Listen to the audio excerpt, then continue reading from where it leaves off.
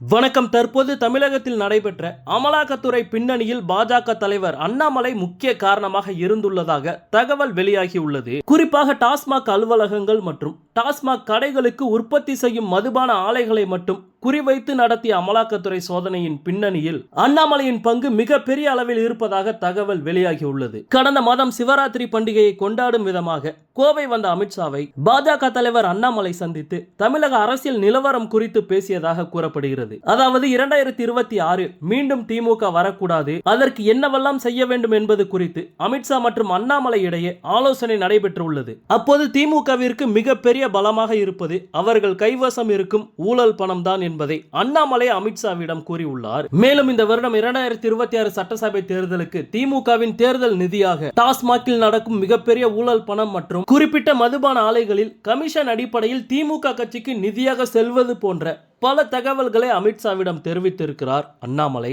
அது மட்டுமில்லாமல் கொங்கு மண்டலத்தை பொறுத்த அளவு அமைச்சர் செந்தில் பாலாஜி சுமார் 22 தொகுதிகளை கையில் எடுத்து அதில் ஒவ்வொரு தொகுதிக்கும் மிகப்பெரிய அளவில் பணத்தை வாரி இறைத்து 2026 தேர்தலில் வெற்றி பெறுவதற்காக மிக தீவிரமாக களமிறங்கி வேலை செய்து கொண்டிருக்கிறார். அந்த வகையில் மக்கள் மத்தியில் மிகப்பெரிய அளவில் திமுக மீது கோபமும் எதிர்ப்பும் இருந்தாலும் கூட தங்கள் கைவசம் இருக்கும் ஊழல் பணத்தை வைத்து வரும் 2026 தேர்தலில் வெற்றி பெற்று விடுவோம் என்கின்ற திட்டத்துடன் திமுக தீவிரமாக களமிறங்கி வேலை செய்கிறது. அந்த வகையில் திமுகவிற்கு செல்லும் ஊழல் பணத்தையும் திமுக கட்சிக்கு செல்லும் நிதியையும் நிறுத்தும் வகையில் நடவடிக்கை எடுத்தால் வரும் 2026 தேர்தலில் திமுகவை எதிர்கொள்ள ஈஸியாக இருக்கும் என்கின்ற ஒரு தகவலையும் அமித்ஷாவிடம் அண்ணாமலை தெரிவித்துள்ளார். மேலும் ஏற்கனவே அண்ணாமலை தயாரித்து வைத்திருந்த டிஎம்கே ஃபைல்ஸ் குறித்த தகவலையும் அமித்ஷாவிடம் கொடுத்திருக்கிறார். இந்த நிலையில் திமுக ஆட்சியில் மிகப்பெரிய ஊழல் அரங்கேறி வரும் துறையான டாஸ்மாக் துறையை குறிவைத்து அதுவும் அமித்ஷா கோவை வந்த பின்பு அமலாக்கத்துறை இறங்கி உள்ளது தமிழக அரசியலில் மிகவும் உன்னிப்பாக கவனிக்கப்பட்டு வருகிறது. அந்த வகையில் தற்போது நடந்த சோதனையில்